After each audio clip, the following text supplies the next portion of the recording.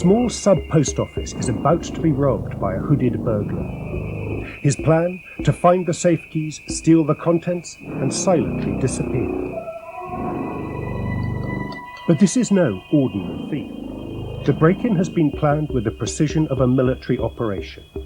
The burglar, equipped like a terrorist, sawn-off shotgun, 2.2 pistol, hunting, bandolier, and a hidden wire garrote, is quite prepared to kill if necessary. A one-man crime wave, he's robbed hundreds of small post offices over the past 5 years without detection.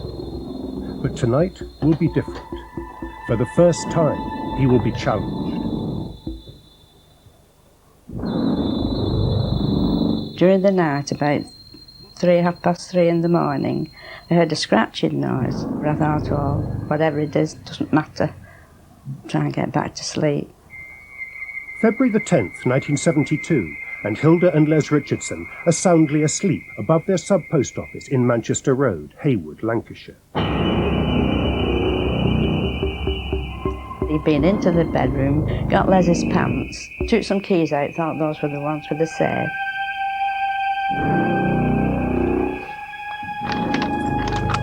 The first scratching I heard was him trying to get into the safe with those keys. He realised that they weren't the right keys, so he came up again. And I said to Les, there's either a cat or a rat got in, because I could just see the black foot.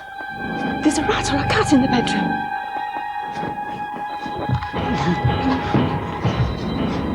Les!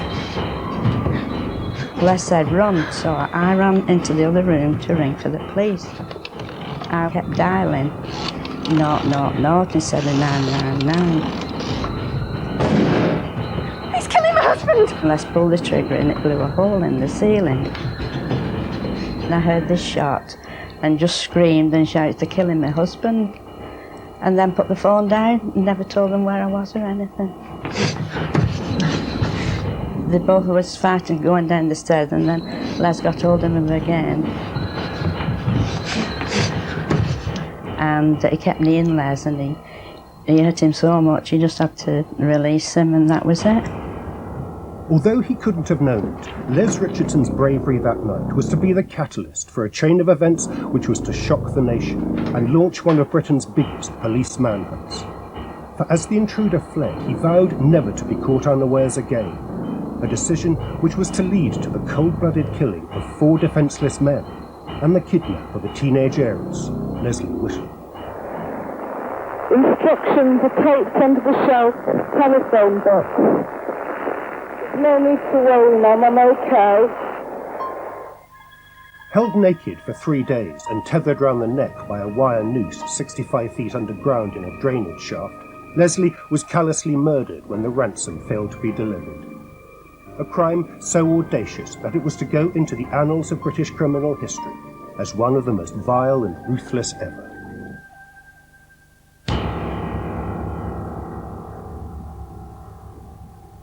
Harrogate, February the 15th, 1974, 2 years to the day after Les Richardson had attempted to apprehend an armed intruder.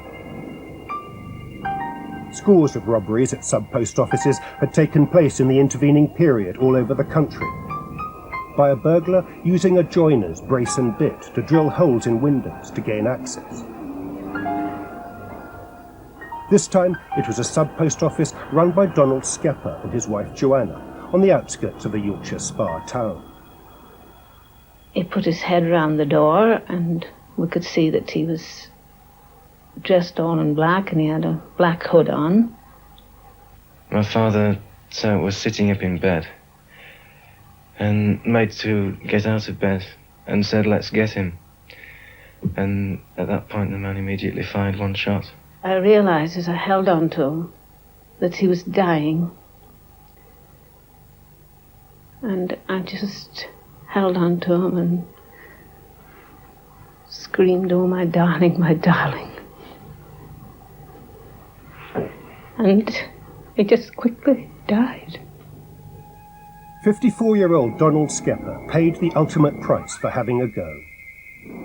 Within hours, police had set up roadblocks and searched the surrounding area, but the killer had fled. The man every police officer in the UK was eventually to hunt was this man. He was Donald Neilson, an anonymous loner who turns to crime when short of money. Married with a wife and daughter, Neilson lived in an unprepossessing stone terraced house in the Thornbury district of Bradford. It was here, in a secret room in the loft, that he planned each robbery as a military operation. But his greatest asset was being a loner. He had no accomplices, never discussing his activities with anyone. Even his wife didn't know of his life of crime. However, the brutal slaying of Donald Skepper had elevated Neilson to the criminal Premier League as a ruthless murderer. Soon he was to kill again, twice in as many months. September the 6th, 1974, Baxenden Sub Post Office near Accrington, Lancashire. It had been a normal working day for Derek Astin and his wife Marion, and they'd gone to bed as usual. I turned round. My husband was sat on the bed and there was a figure there, all in black. Very small, just with slits in his eyes. Derek pushed him into the bathroom. I got up, got hold of the Hoover and said, hit him with this. And then the gun went off. He was bleeding terribly. All his skin and blood was all over the walls. It was terrible. Just like a piece of meat did his shoulder. And I said to him, don't worry, love, it's only your arm. And his last words to me were, it can't be. And of course I didn't know that he'd been shot twice. The second shot, in the back, killed Mr. Astin. November the 16th, 1974, and Neilson targeted a sub-post office at Langley in the West Midlands. With Christmas approaching, he was desperate for cash. Sydney Grayland had just closed for the night when Neilson struck. Normally, he waited until around 3 a.m. before attempting a break-in. But on this occasion, he attacked early, just after 6 p.m., entering through a rear door. Minutes later, Mr. Grayland was shot dead with a pistol at close range, and his wife Peggy battered so severely that she was barely alive or recognisable when found 4 hours later by a patrolling police officer. I stood on the window ledge and looked over, saw the safe door open, which was at the back of the shop, and saw cash on the counter and realised at that point that something was wrong. I went to the side garage where Sid's car was still there. We went up through the side of the car, through the door into the yard area, and I noticed that the back door was ajar, about 2 inches ajar. I pushed the door open, and Sid was lying flat on his back with his feet to the door. It was at that moment that I felt the body. He was cold, and realised that there was moaning coming from the far side of the room, the storeroom, where there was a pile of cardboard boxes, and I could see a woman who I didn't recognise. Her face was bloody and very badly swollen. And although I'd seen Peggy 2 weeks earlier, for some time, I certainly didn't recognise her at all. The 3 killings had netted Neilson just £800 and a price on his head of £25,000. The man who was fast becoming public enemy number 1 was born on the 1st of August 1936. His father Gilbert was a textile worker and his mother Phyllis a housewife. The family name was Nappy, and at school young Donald was ridiculed with such nicknames as Nappy Rich. While still a youngster, his mother died, and Neilson was raised by his grandmother. His school attendance was poor, and at 15 he left with no academic qualifications to work on several local building sites.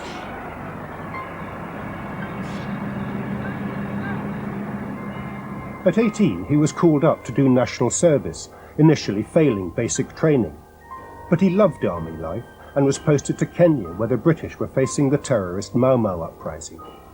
Young Neilson learned the techniques of how to survive in an unfriendly environment, a skill he was to hone and develop in his life of crime.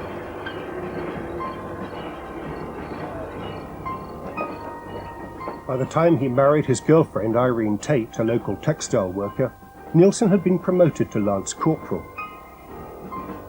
He saw further service in Cyprus before he was demobbed.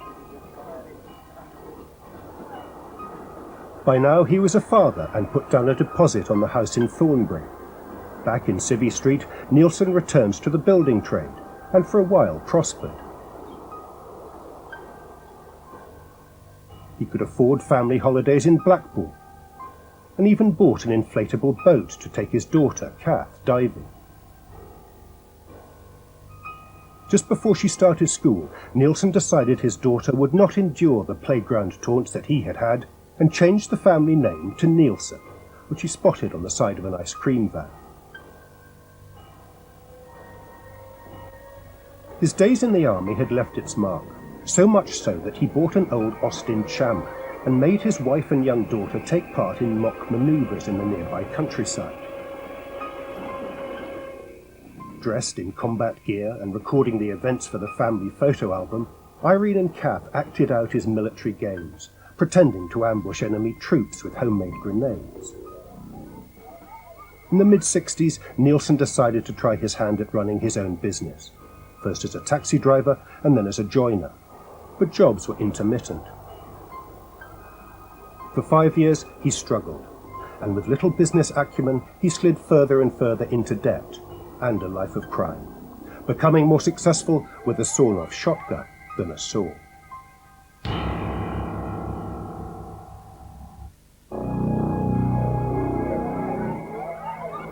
At the beginning of 1975, Neilson was desperate for money. Robbing small post offices was hit and miss. He needed a bumper payday. For 3 years he had spent hours in his loft planning an audacious crime, the kidnap and ransom of a young heiress. In 1972, Neilson had read of a feud over the will of George Whittle, a former miner who had built a successful coach business in the Midlands. For 30 years, George had been separated from his wife, Selina, and for all this time she steadfastly refused to divorce him, living in a small terraced house, receiving £2 a week maintenance. As George had prospered, he had bought an imposing white house in the village of Highley, Shropshire, and lived there with Dorothy, the mother of his 2 children, Ronald and Leslie. When he died, George left over £250,000, divided between Ronald, Leslie, and Dorothy, who had changed her name to Whittle. The will was contested by Selina, attracting enormous publicity.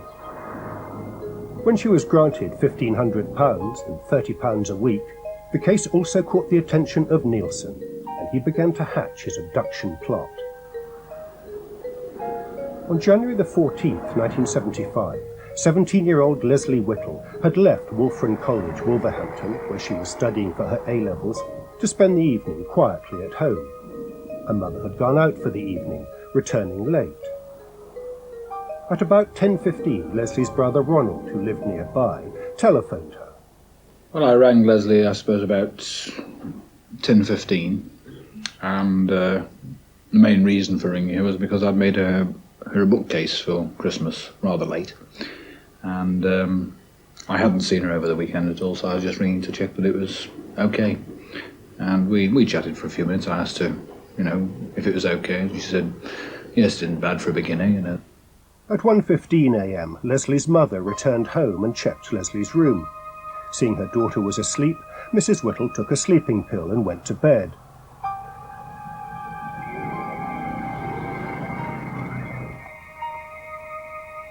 Less than 1 hour later, Neilson pulled up nearby in a stolen car with false plates.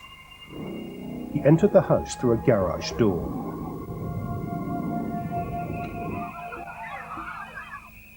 Upstairs, he had a choice of 4 doors. He chose Leslie's.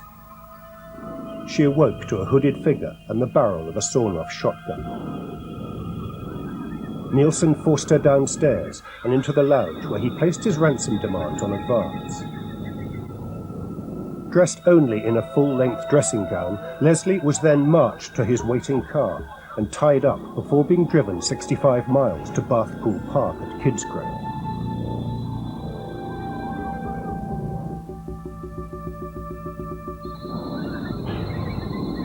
As he toured the country robbing post offices, Neilson had discovered the railway line running alongside Bathpool Park.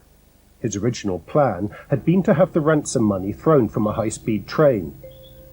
But when he reconnoitred the area, he found a cavernous underground water overflow system. It was here that he was to hold Leslie.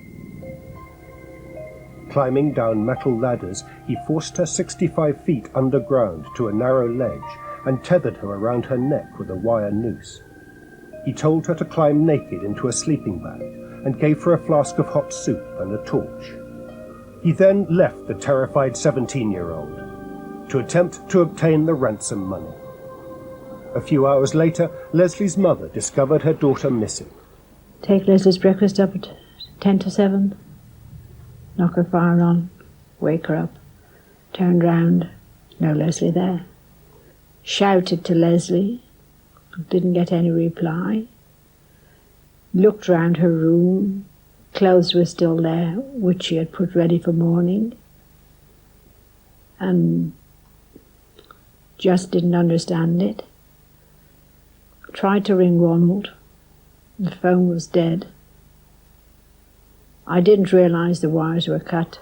Went down to Ronald's, and he said, well, maybe she's gone to college on an earlier bus. And I said, but her clothes are still there. Shortly afterwards, the ransom demand was found, £50,000 in used notes. Ron Whittle decided to ignore the dire warning it contained and contact the police.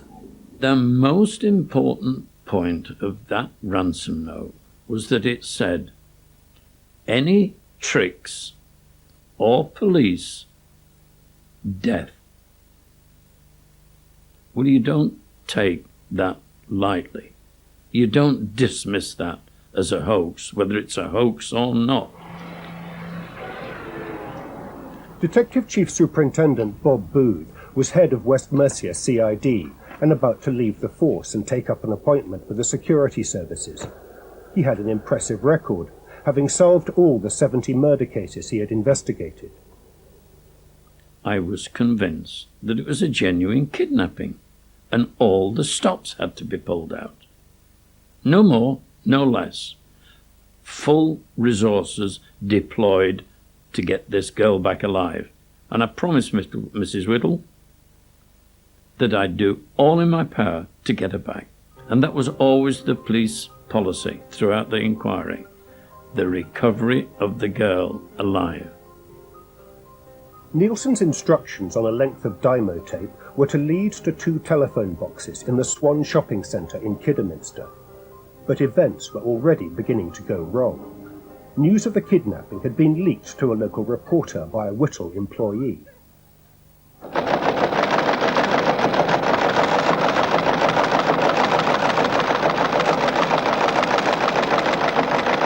We interrupt this programme to bring you a Radio Birmingham news flash. News is coming in of a kidnapping in the Shropshire village of Highley. It's understood a young girl has been abducted and police... I'm at the Whittle home, and the television was switched on, and the first thing on there was a photograph of Leslie Whittle and the kidnapping. And I thought, dear, dear me. I felt at the time that somebody had cut the intended path from underneath me.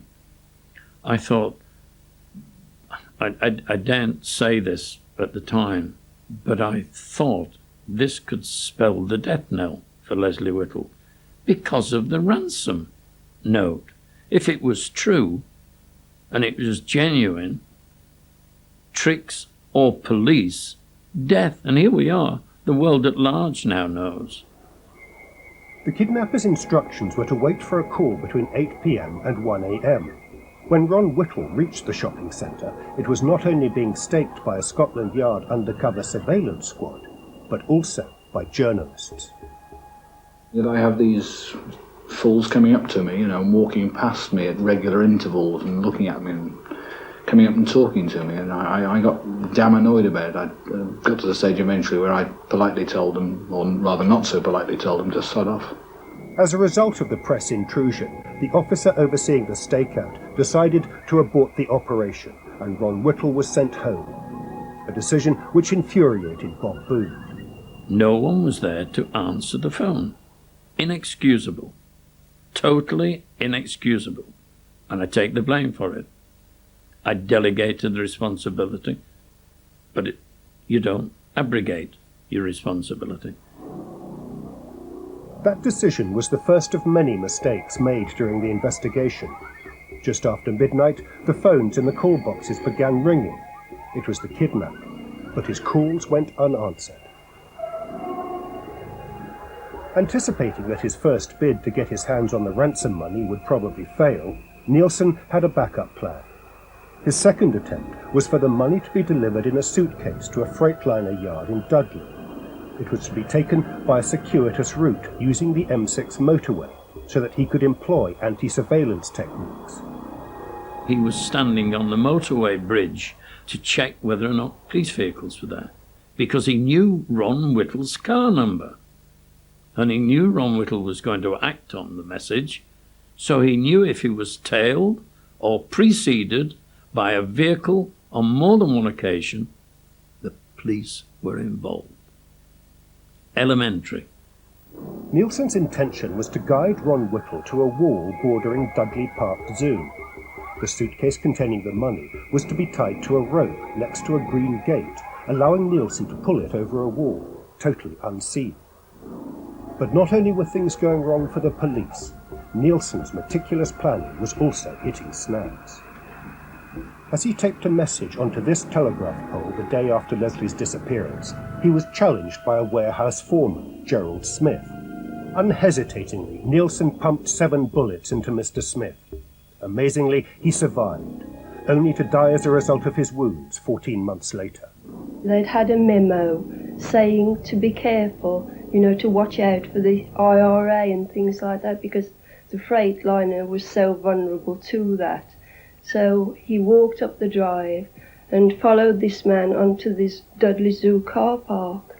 Joe realised that he was up to no good, so he turned round to walk back down to the terminal to phone the police when he shot him in the back. He remembered it all very vividly. He said he was thoroughly enjoying doing what he was doing. He enjoyed it, and when all the gun was empty, he still kept trying to get more and more jabs, more and more bullets out there.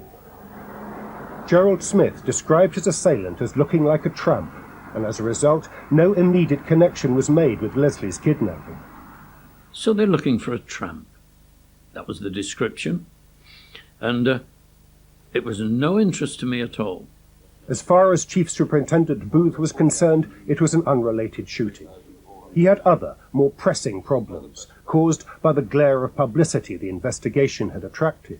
Then we started getting sightings of Leslie Whittle. The public, with their best of intentions, were phoning the lines and telling us that Leslie Whittle was here, she was there, she was everywhere. And we had squads flying all over the place. Back in Highley, there was another problem. Hoax calls to Ron Whittle from people pretending to be the kidnappers. One of the earliest was from Gloucester. Yes, Ron Whittle speaking. 3 suitcases. Sorry? 3 suitcases. 2 big ones and 1 small one. 5,000 in the small case. I've had so many hoax calls. Well, this is another hoax call. Believing it was genuine, Ron Whittle, followed by detectives, raced off to keep the appointment. Much to Mr. Booth's annoyance, the media had again been tipped off, and he decided to take drastic action. The press were in convoy following Ronald Whittle. It's bizarre. There's a girl's life at stake, and here we are, thinking we're dealing with a kidnapper, and we got a convoy of pressmen. So I phoned information room, and I said, close the motorway. He said, what? He said, whose authority? I said, mine. He said, we can't do that. I said, you'll do it now. I said, or else you'll answer to me. I said, and somebody else as well. I said, close the motorway. There is a ransom demand operating at the next junction, and I don't want the pressmen there. But 2 nights after Leslie's abduction, as she lay freezing below Bathpool Park, a genuine call was received. Neilson had made contact again. Failure this time would mean years of careful planning going to waste. He had no further fallback plans. We'd briefed a few people about what to do if the phone went and they had a suspicion it was the kidnapper. And one of the people I had briefed was a man named Rudd, the transport manager at Ronald Whittle's depot at Highley. Well, I was sat at home watching TV with my wife and children, and the phone rang. To my great surprise, I heard Leslie's voice. I tried to speak to her, but then realised that it was a tape message. Mom, you're to go to Kids Grove Post Office telephone box. The instructions are inside, behind the back board. I'm okay, but there is to be no police and no tricks, okay? The first time it came through, I hadn't got a piece of paper and pencil, so I couldn't take the message down. But fortunately, it was played again, and I took the message down, and then got in the car, rushed up to Whittle's, Beechcroft, and give Mr. Booth the message. The whole object of the exercise was to go to Kidsgrove, act on a message left for us in a kiosk, and do what it said. And we told Staffordshire Police. And my instructions to my deputy was, tell them to stay in bed, that's the best place for them. Not being funny, but, you know, I didn't want policemen crawling round all over the place. By the time I'd collected the money, and then I got lost on the way to Kidsgrove because I'd never been there before, and then I had difficulty in finding the instructions in the phone box. All that took this awful time, about an hour and a half or something like that. Anyway, he's there at the post office at about, as near as I can think, 2:30, 3:15 in the morning. Now, I say that because he phoned our incident room. He got a transmitter on him. All he had was a transmitter on him. He had no bug with the money. As the message said, any tricks or police, death. So there was no bug, no intercepting bug or anything like that for us to follow the money. And he couldn't find the message behind the door.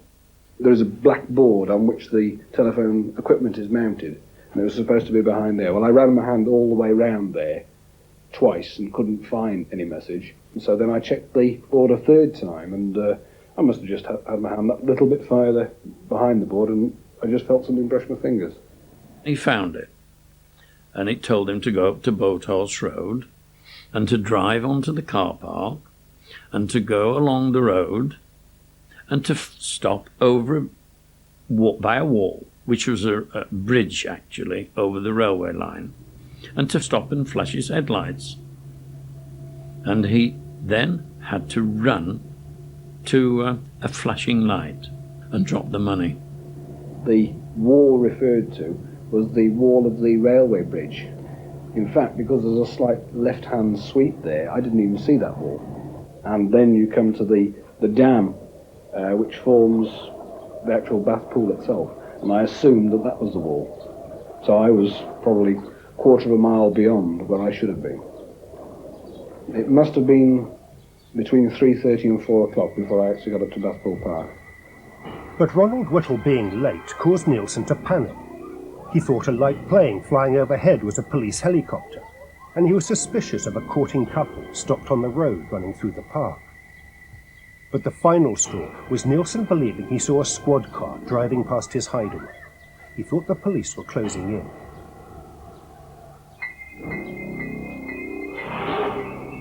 Afraid and angry that his third attempt to collect the ransom had failed, Neilson raced through the drainage system and pushed Leslie off the tiny perch she had been forced to crouch on for 2 days. As he clambered to the surface to escape, Leslie was left to die, hanging from the metal tether round her neck. Bob Booth's decision not to inform Staffordshire police of what was happening on that last ransom run was to cause furious recriminations between senior officers of the neighbouring forces. As former head of the Staffordshire CID, Harold Wright remembered when he revisited the drainage system where Leslie's body was to be found months later. It was a mistake, in my view. And it was the view of many other officers at the time. It was a mistake. Should have been local cooperation with it. We first became aware of them coming to Blackpool Park on the Thursday night, Friday morning, early Friday morning, in the week that Leslie Whittle had been kidnapped. And inquiries were made of our information room at Police Headquarters Stafford, asking for directions to Blackpool Park. Well, initially directions to the Kidsgrove Post Office and the telephone kiosk there, and later to Blackpool Park. We were told then that on no account should we draw attention to Blackpool Park and to keep our officers away. But one officer, either innocently taking a shortcut or sent deliberately by a senior officer, drove through the park that fateful night. Days later, Bob Booth was handed a telex message detailing car numbers in the area at the time. Staffordshire, on the night in question that we're there at Kidderminster, had checked all these vehicles, and it listed all the vehicles. And when I looked, I nearly died. There's Ron Whittle's vehicle shown out there. There are the surveillance vehicles, the Metropolitan Police surveillance vehicles, shown out on this telex list. And there are crime squad vehicles shown on the list, who were 3 miles away. So it was obvious to me that what Staffordshire had done, under the auspices of some senior officer, had put a container operation in force to check out all the vehicles on the move or in suspicious circumstances around the very area that we were operating. I couldn't believe it.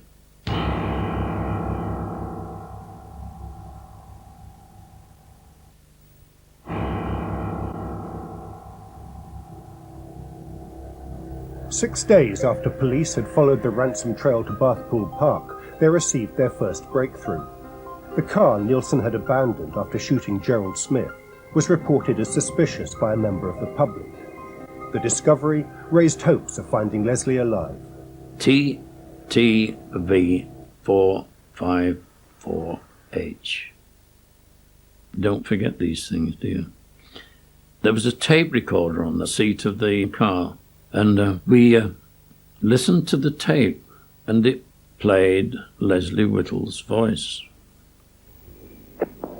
Mum, go on to the M6 North to junction 10 and on to the A454 towards Warsaw. Instructions are taped under the shelf telephone box. There's no need to worry, Mum, I'm okay. I've got a bit wet, but I'm quite dry now. I'm being treated very well. Okay? When I heard that tape played, I don't mind admitting that I felt sick. It was a genuine ransom demand operated by Leslie Whittle's voice, obviously to be played to take us to Kidsgrove, and she was pleading for no police, that she was all right. And I listened to that, and I thought that more than ever I would do all in my power to get her back alive. She just touched a soft spot when I heard her voice, that's all. Because I've got a daughter older than that, and I know what Mrs. Whittle was going through. But the abandoned vehicle was to give up crucial additional evidence which linked the kidnapper of Leslie to the shooting of Gerald Smith and the murders of 3 sub-postmasters. Ballistic analysis showed the gun used to shoot Mr. Smith had also been used in the murders of Sidney Grayland and Derek Astin. Now the inquiry took on a new urgency. Bob Booth and every other officer knew Leslie Whittle was in the hands of a triple killer. You don't challenge this fellow at all. If you challenge him and he's got that gun handy, you'll never tell anybody about your suspicions. Do you understand it? Please, bear that very much in mind. We don't want any dead heroes on this job at all. But as the days turned into weeks and no new leads appeared, Superintendent Booth called a mass briefing of over 400 detectives in a renewed bid to catch Britain's now most wanted man. Bob Booth went on television with Ron Whittle to appeal to the kidnapper, displaying the £50,000 ransom money. As you can see yourself, the money is here, so if he'll get in touch, then I will go alone. I've been alone already. Whatever suspicions you might have had in the past about what police involvement in this case is in conjunction with Mr. Whittle, dismiss it from your mind. Use whatever communication you feel you can do best by getting hold of that money and releasing that girl. And Mrs. Whittle made a public plea for the safe return of her daughter. Well, I would just like her to get in touch with me, if at all possible. I think that, if I may come in here, that the point is that the most important thing is that we want Leslie back. Bathpool Park had been briefly searched by Scotland Yard officers immediately after the original Ransom trail led there. 3 months later, Superintendent Booth asked Staffordshire Police to search it again, this time thoroughly. Shortly afterwards, a grim discovery was made. I went down the shaft to the bottom and found it was the body of Leslie Whittle hanging from a wire noose. But when I did see the body and see that she'd possibly been lying on this mattress on top of the bottom level, and then saw that the girl was naked, body starting to decompose, blood and other stainings on the legs and wire ligature round her neck, and she's hanging there with her feet possibly 6 to 8 inches from the drain level at the bottom. I didn't know who I was dealing with. I didn't know that this man would go to such extreme lengths and push a girl to her death, tethered like a dog in a damp, foreboding place like she was incarcerated. It's incomprehensible. As Leslie's body was brought to the surface, a third inch-by-inch search of Bathpool Park was to embarrassingly reveal crucial evidence missed earlier by the police. But even more humiliatingly, members of the public, on hearing Leslie's body had been discovered, started handing in vital clues they had found and taken home. On top of the spillway where the money was to be dropped was found the torch. The grill, which was where the money was to be dropped through, had been unbolted and was lying there. A month later, 1 month later, near the spillway, after Staffordshire's searching of it, is found a piece of dymo tape which said drop suit care down the hole. It was spelt wrong, so Neilson had thrown it away. The public finding things after police have searched there, inexcusable.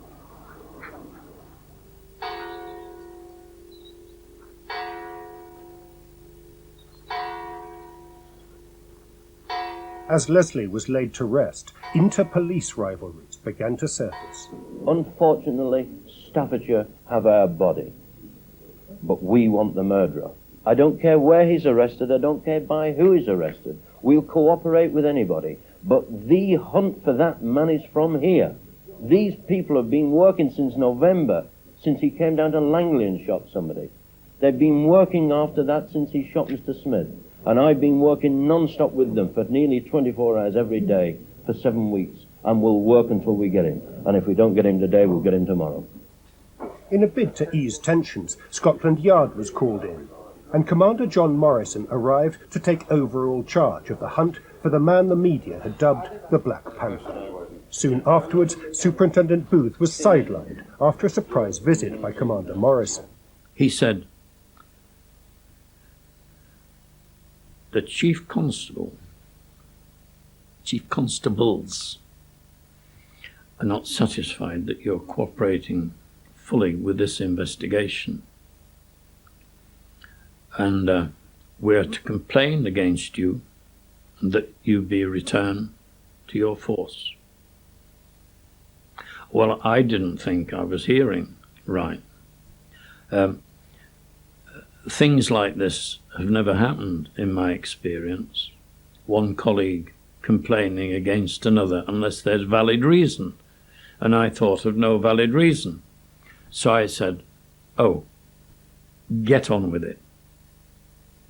Thinking it would fall on stony ground. When I told the Chief Constable about this, he must have already known, because the complaint had been made. But it was only a complaint. There was no inquiry. There was no hearing internally. Nothing was done about it, save for the fact that again the press were fed the information that I'd been withdrawn from the investigation into the post office murders, and it was vitriolic. For the next 9 months, more than 200 detectives worked on Britain's biggest manhunt, sifting through leads from all over the country, building up an index system of over 8 million cards. Every police officer in the country was issued with a special card giving details of the Black Panther. But in the end, it was old-fashioned coppering which trapped Neilson. On December the 11th, 1975, police constables Stuart Mackenzie and Tony White were on patrol in Mansfield Woodhouse in Nottinghamshire when they spotted a man acting suspiciously. He was passing the end of the street opposite us, and he was scurrying and averting his face from us. It didn't look right. I said to Tony at the time, you know, that man's been up to something, or he's going to do something. Let's check him. As we get level with him, I pull the car up. Tony winds the window down and says, "Good evening, sir. This time of night we like to check strangers out. Would you mind telling us where you've been?" He said, "I'm just coming home from work." And whilst I'm writing the replies down, the words said to us, "Don't move, any tricks and you're dead." We looked up and there was a sawn-off double-barrel shotgun sticking through the window. I'm looking down the business end of a sawn-off shotgun, and I say 2 choice words. One of them's hell. And I just said, "Jesus Christ, not in Woodhouse." Then he said, "You in the back." So Tony has to climb over the passenger seat into the back, and he puts him right in the corner of the car, and then opens the door and slides in at the side of me. He put the gun under my armpit, said drive, and I just said where to, and he says just drive, no tricks, or she dead. The gun was hard up like that in Mac's armpit, and you appreciate to have pulled it, the seat would have been hitting into his side, to have pushed at his arm in the same effect. You know, he'd have been a goner. Mac signalling me in the mirror. I'm sort of going up and down like that. In other words, get that gun from out of my armpit, and he's going. And then I realise that he can't because of the position it's in. There's a fork in the road, and Mac says, "Which way, sir?" and does that, and just jog with the wheel slightly. At the same time, I'm hitting the car brakes and I lean back. I shouted, "Get him," and I grabbed the gun, pushed it up and away from Mac. The gun goes off at the side of my face. And dragged my left arm round his neck and pulled him down over the seat. I hit the door handle and roll out the car. The gun going off so quickly I thought he'd been blown out. I got the gun off Neilson and was restraining him. I'm thinking, well, Tony's either dead or badly hurt. I had to give him a couple with my elbow because he was still fighting like a wildcat. This miner came up to us and says, "Do you want any help?" I says, "Yeah, can you just hold his hands together?" I was on days from Pitlarkin and they were local dance at the club on a Thursday night, and I'd been up there and decided to come on just a shade early to go to a fish shop. You just stood there waiting for your chips, and all of a sudden there's a bang. I didn't think it were a gun, it was just a bang, almighty bang. I opened the door and rushed outside, and there's a policeman shouting, "My mate's been shot." And I said, "What's going on? What's going on?" You know, you just rush into it. And he said, "Hold his hands, hold his hands." Of course, this miner just went like that. With the utmost ease, it was unbelievable. I did a body search. Took a large sheath knife from his right hip, which is what he'd been going for, a shotgun belt with 22 cartridges in it, and another smaller sheath knife from his left boot.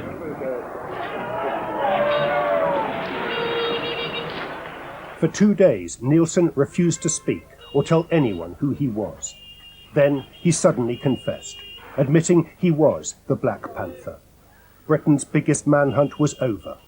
But for some, though, the scars the investigation had left would never heal. I am totally accountable to the public and to the Whittle family for the loss of their daughter and their sister. And I'll never, ever shirk that. And I'll never get rid of it from my mind. But all I can say, with true honesty, is that I did my very best to try and get her back alive. And I failed. Mum, there's no need to worry, Mum. I'm okay. I've got a bit wet, but I'm quite dry now. Okay?